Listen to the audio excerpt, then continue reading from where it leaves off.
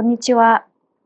チベットディスウィークではチベットやダライラマ法、そして中央チベット政権に関する1週間のニュースをお送りします。それではまずヘッドラインを見ていきましょう。ダライラマ法王は治療と長期滞在に向けダラムサラを出発されました。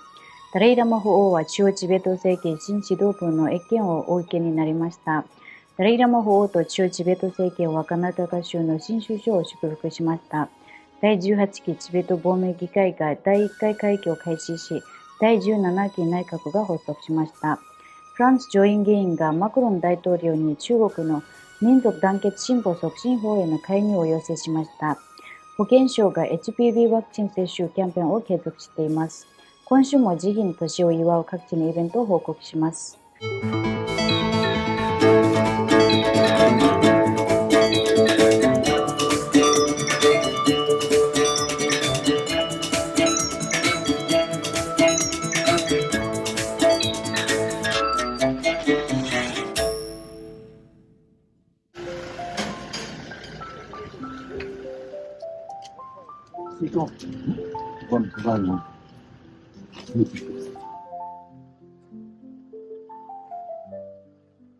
ダライラマ法王は今朝ダラムサラを出発しデリーへ向かわれました。ダライラマ法事務所が発表した声明によりますと、法王は左膝の治療を受けられる予定とのことです。また回復の地は6月下旬にラダークへ赴き長期滞在される予定であることも明らかにされました。今週木曜日、ダライラマ法王は新たに選出された中チベット政権の指導部に対し非公開の謁見を許可されました。第18期チベット亡命議会の議長及び副議長、主席大臣率いる第17期内閣の閣僚らは、水曜日の午前中に行われた就任宣誓式の後、初めて法に謁見しました。ダライラマ法王は DK シワクマル氏がカナダガ州首相に選出されたことを祝う書簡を送られました。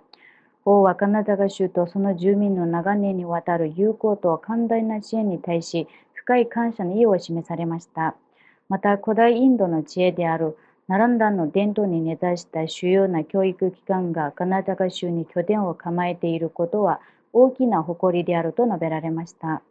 8期にわたり州議会議員である DK シワクマル氏は今週水曜日に就任宣誓を行いました。天罰に主席大臣は中央チベット政権及びチベット人を代表して首相に祝意を伝えました。またカナダガ州の人々とチベット人コミュニティの友好関係の礎を築いたニジャリン・ガッパー氏の功績を振り返り、この友好関係が今後も続くことを期待すると述べました。先週、ダランサラでは亡命チベット世界における指導者交代という通常の民主的なプロセスを象徴する重要な動きが見られました。先週日曜日、第18期チベット亡命議会の新たに選出された新議員たちは、その日の朝にチベット最高司法委員から就任宣誓を受けた暫定議長から就任宣誓を受けました。臨時議長は同日早朝、チベット最高司法委員会の司法委員から宣誓を受けていました。第18期チベット亡命議会の16名の新議員を含む合計45名の議員はその日の午後に実施された無記名投票により、ドマツリ定官氏を議長に、ケンポスナムテンベル氏を副議長に選出し、今週月曜日に就任宣誓を行いました。ドマツリ定官議長はチベット亡命議会史上初の女性議長となりました。第18期チベット亡命議会は第1回会期開始に先立ち、今週新たに結成された常任委員会の初会合を開催しました。第1回会期の初日、ドマツリ議長は開会の辞において中国・チベット間の紛争解決という共通の目標を強調し、議員らに対し共通の目標達成に向けて協力して取り組むよう呼びかけました。中チベット政権のペンパシン主席大臣は新たに選出された第18期チベット亡命議会の議長、副議長及び議員らに対し内閣から祝意を伝えました。特にドマツリン氏が女性として初めて議長に選出されたことを強調しました。2日間にわたる議事の中で、議会はチベット国内の深刻な状況に関する6項目の公式連帯決議を採択しました。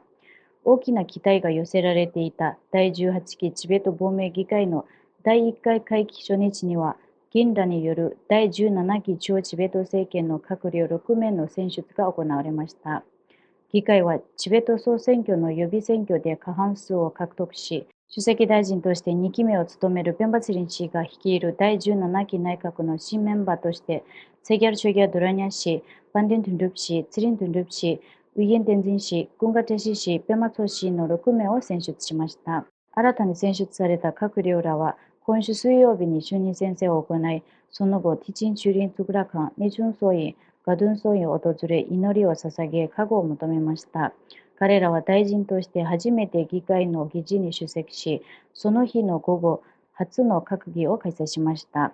昨日、第18期チベット亡命議会及び第17期内閣のメンバーらが、ネチュンソインで行われた国家信託者ネチュンチョゲルの公式夏季祈願式典に出席しました。主席大臣は各省庁の大臣を発表し、宗教文化省をツギャルチョギャドラニャ氏に、内務省をバンデントゥンルプ氏に、財務省をツリントゥンルプ氏に、文部省をウィゲンテンジン氏に、公安省をクンガテシ氏に、保健省をペマツォ氏にそれぞれ任命しました。また主席大臣は当面の間、情報国際関係省の職務を兼任し、同省の大臣を務めることを発表しました。先週、就任宣誓を行ったペンバツィン主席大臣には、2期目の就任を祝う数多くの祝賀メッセージや激励の言葉が寄せられました。台湾のリン・チャイロン外務大臣、アルナチャプラディッシュ州のバマカンド州首相、そして各国からチベット支援議員連盟のメンバーらが祝意を表しました。これらのメッセージは直接の挨拶や電子メール、公式チャンネル、さらには各種ソーシャルメディアプラットフォームへの投稿やツイートを通じて伝えられました。フランス上院のチベットに関する議員連盟の会長を務めるジャクリーヌ・ユスタッシュ・ビリニョ上院議員は、エマニュエル・マクロン大統領に対し、中国政府が最近採択した民族団結進歩促進法について懸念を表明するよう求めました。ブリニョ上院議員は、民族的アイデンティティを国家安全保障と結びつける上皇が平和的な文化的な宗教的な活動に対する監視や制限を強める恐れがあると懸念を表明しました。また、同法の場外適用範囲についても懸念を示し、欧州市民を含む海外在住のチベット人や人権活動家に対する国境を越えた弾圧が上長される可能性もあると指摘しました。チベット事務所代表のリンジンゲンカン氏は、この緊急の課題をフランス大統領の注意に提起しようとするブレニョー議員の取り組みに対し感謝の意を表しました。保健省の生殖、妊産婦、新生児、小児、思春期保健プログラムの一環として、現在、チベット人居住全域で中学1年生の女子を対象とした認知 HPV、いわゆるヒトパピロマウイルスワクチン接種キャンペーンが実施されています。今回投与されているのは1回接種型のワクチンであり、世界中の子宮頸がん症例の約70%の原因となっている HPV6 型及び18型の予防に極めて高い効果を発揮します。このキャンペーンは保護者の同意を得た上で、居住地の看護師が学校保健スタッフと連携して実施されています。今年はこれまでに118人の女子生徒が接種を受け、年末までに200人の接種を目標としています。また、生徒や保護者向けに本プログラムの内容、接種前後のケア、希望する場合は、民間医療機関で2回目の接種を受ける選択肢などについて啓発セッションも行われています。ダライ・ラマ法の90歳誕生日を祝う1年間にわたる記念行事の一環として、ベルギー慈悲の都市委員会は日曜日、チベットとチベット問題への関心を高めるため、第46回ブリュッセル 20km レースに参加しました。隣人中電玄関代表も会場を訪れ、チベット人参加者たちに祝辞を述べ、儀式用のスカーフ、肩を贈呈しました。また、隣人玄関代表は、慈悲の年を記念してアントワープ州書店にあるカマスナムギャツリンで開催された世界平和のための特別祈願会に主賓として参加しました。このイベントにはダライ・ラマ法からの特別な感謝のメッセージが寄せられました。